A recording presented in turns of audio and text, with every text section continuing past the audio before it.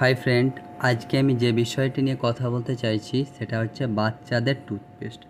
অনেকে আছেন যারা এখনও বাচ্চাদের টুথপেস্ট আছে না সেটা পুরোপুরি জানেন না আছে কি না।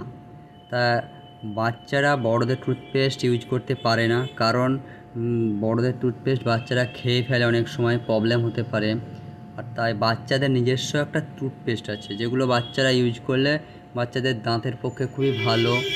আর অনেক বাচ্চা আছে যারা টুথপেস্ট এখনও পর্যন্ত ইউজ করে না, 2 বছর হয়তো বেশি, 2 বছরের নিচে অনেক বাচ্চা আছে, তাদের জন্য এই টুথপেস্টগুলো খুব প্রয়োজন। আর এগুলো না ইউজ করলে দাঁতের মধ্যে অনেক প্রবলেম হতে পারে, দাঁতে পোকা লাগা আর দাঁতের মাড়ি ক্ষয়ে যাওয়া। তাই এগুলো আপনাদেরকে আমি 6 রকমের দেখাচ্ছি টুথপেস্ট। এগুলোর মধ্যে যে কোনো আপনি একটা ইউজ করতে পারেন। এদের মধ্যে জাস্ট দামের পার্থক্য। মামাআর্থের একটা দাম, চেরির দাম আছে একটা, অ্যাপেলোর কিডস দাম আলাদা, মরিসনের দাম আলাদা, কিডোডেন্টের দাম আলাদা, পিজিয়নেরটা দাম আলাদা। তাই আপনি যে কোনো একটা ইউজ করতে পারেন, কোনো সমস্যা নেই। তো ভিডিওটাতে আপনি যদি ভালো লেগে থাকে তো অবশ্যই লাইক, শেয়ার, কমেন্ট করবেন।